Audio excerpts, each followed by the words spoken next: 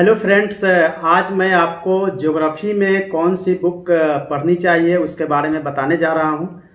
उससे पहले मैं आपको बताना चाहता हूं कि पहले के वीडियो में मैंने आपको बताया था कि आप किस तरह से बुक को सिलेक्ट करेंगे और आपकी कौन सी बुक की प्रेफरेंस रहेगी। उसके बाद से बहुत सारे हमारे पास कॉल्स भी आए और आप लोगों ने हमें लिखा भी है कि आप ज्योग्राफी में खास तौर से बताएं, क्योंकि इससे क्वेश्चंस ज़्यादा पूछे जाते हैं। ज्योग्राफी के बारे में बताना चाहता हूं कि ज्योग्राफी और इन्वायरमेंट इकोलॉजी बिल्कुल दोनों एक सब्जेक्ट की तरह है। हालांकि अलग अलग बुक्स मैंने प्रीफर करवाया था, लेकिन अगर आप ज्योग्राफी की जो एनसीईआरटी की बुक्स पढ़ते हैं तो उसमें आप देखेंगे कि बहुत सारे पोर्शन जो है इन्वायरमेंट के भी उसमें इंसर्ट किए गए हैं। तो मैं सबसे पहले आपको बुक के बारे में बताता हूँ कि किस तरह से आपको बुक पढ़नी है। तो एनसीईआरटी की बुक्स मैंने बताया था कि क्लास 6 से लेकर 12 क्लास तक की बुक जो है उसको आपको अध्ययन करना है। आप देखेंगे कि ये 6 क्लास की बुक्स है, जिसमें कि अर्थ के बारे में प्रारंभिक रूप से जो आपको जानकारी चाहिए 6th स्टैंडर्ड की जो एनसीईआरटी की बुक्स है उसमें आप पढ़ेंगे।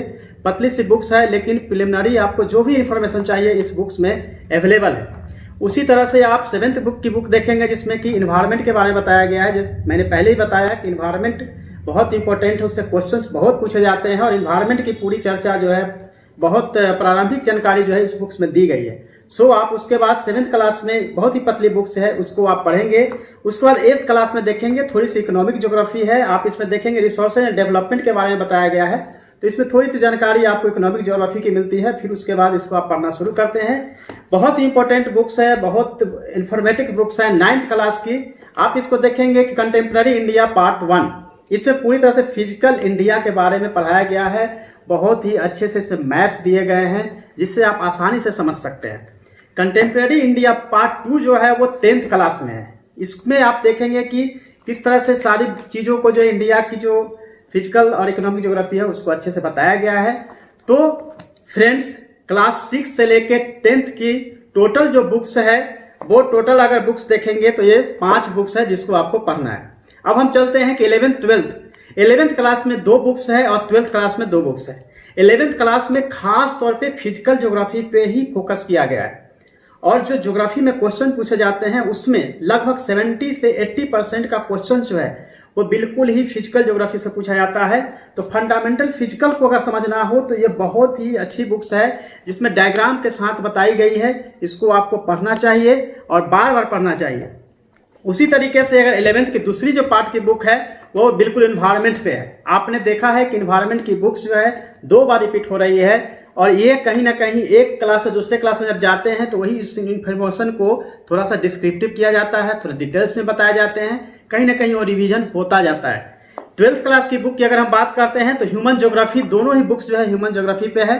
पहले पार्ट में आप देखेंगे कि किस तरह से इसमें वर्ल्ड की भी जानकारी है और इंडिया एंड पीपल करके जो सेकेंड पार्ट है उसमें आपको पूरी तरह से इकोनॉमिक ज्योग्राफी के बारे में बताया गया है। यह महत्वपूर्ण है, लेकिन 11th की जो बुक्स है वो ज्यादा महत्वपूर्ण है। इसको आप 2 से 3 बार पढ़ सकते हैं, लेकिन 11th क्लास की जो फिजिकल ज्योग्राफी है उसको कम से कम 5 बार पढ़ना पड़ेगा। लास्ट में आपको बताना चाहता हूं कि बिना मैपिंग के यानी ऑक्सफोर्ड एटलस के वगैरह अगर आप पूरी बुक को पढ़ते हैं समझने में आपको दिक्कत होगी, इसीलिए इसको हमेशा आपको साथ रखना है और इसी के साथ सभी जो ज्योग्राफी की बुक्स है उसको पढ़ना है। आपके मन में बहुत सारे डाउट्स होंगे कि सविंदर सिंह की फिजिकल ज्योग्राफी आती है या दूसरे बहुत सारे बुक्स आते हैं, क्या उसकी बुक्स को पढ़ना है या नहीं पढ़ना है। रिचर्ड की भी आती है, इंग्लिश मीडियम की बुक्स है। रिचर्ड की जो ज्योग्राफी है आप उसको पढ़ सकते हैं। इसके अलावा बहुत सारे टेक्स्ट बुक जो होते हैं उसको आप बिल्कुल नहीं पढ़ेंगे, क्योंकि यह एकमात्र सीरीज है एनसीईआरटी की बुक्स की 6 से लेकर 12 क्लास की जो बुक्स पूरी तरह से जीएस के ज्योग्राफी के पोर्शन को कवर करती है। इसीलिए इसके अलावा दूसरी बुक्स जो है उसको आप नहीं पढ़ेंगे। और आप सबको मैं आगे के सीरीज में दूसरे सब्जेक्ट के बारे में बताऊंगा। जब ये सब्जेक्ट के रणनीति के बारे में जब बातें खत्म हो जाएगी तो एक एक चैप्टर के बारे में भी आपको हम बताएंगे कि किस तरह से पढ़ना चाहिए। अंत में मैं आपको बताऊंगा कि ये मैंने बताया था कि बुक्स को पढ़ते समय कोई भी कंटेंट्स अगर आप पढ़ते हैं तो कंटेंट्स के उस पेज में जो इंफॉर्मेशन दिया हुआ होता है उसके टॉप बॉटम लेफ्ट साइड में पूरी जगह होती है। पूरे बुक्स के इंफॉर्मेशन को आप पॉइंट वाइज ऊपर के एरिया में लिख सकते हैं, डायग्राम बना सकते हैं, सुंदर सुंदर डायग्राम। जैसे मान लेते भारत का मैप बना हुआ है तो इस मैप में आपको इस इंफॉर्मेशन के बारे में जितनी सारी डिटेल्स है इसमें आप रंग रोगन करके और भी बुक को अट्रैक्टिव कर सकते हैं और अच्छे से आप याद कर सकते हैं। ये टोटल की टोटल बुक्स जो है 830 पेज की ही है, यानी कि अगर आपको पढ़ना हो तो 8 से 9 दिन इनफ है। सो हर दिन आपको कम से कम 100 पेज पढ़नी चाहिए। 100 पेज कहने का मतलब होता है कि आप सोचते होंगे इसमें बहुत सारे कंटेंट्स है, बट ऐसा नहीं है। अगर आप देखेंगे 6th क्लास में, तो अगर आप मॉर्निंग से शुरू करेंगे इवनिंग तक आपकी पूरी बुक खत्म भी हो जाएगी। इन्फॉर्मेशन भी बहुत सारी चीज़ें हैं और आपको उसमें बहुत सारी अच्छी अच्छी चीज़ें बताई गई है। तो बुक्स को 100 पेज 90 पेज के हिसाब से रखेंगे, क्योंकि एनसीईआरटी की बुक्स कंटेंट्स जितने होते हैं उससे कहीं ज़्यादा जो है इसमें मैप डायग्राम द्वारा समझाया जाता है। तो कंटेंट्स कम, कंटेंट्स पूरे होते हैं, बट कंटेंट्स कहने का मतलब है कि जो रिटन में होती है चीज़ें वो कम होती है। डायग्राम मैप द्वारा आपको ज़्यादा से ज़्यादा समझाया जाता है, इसलिए इसमें पढ़ने में समय नहीं लगता है। सो मेरे फ्रेंड्स, आप इसी तरीके से आप पढ़ते रहें ताकि आपकी जो सिलेक्शन है वो सुनिश्चित हो सके।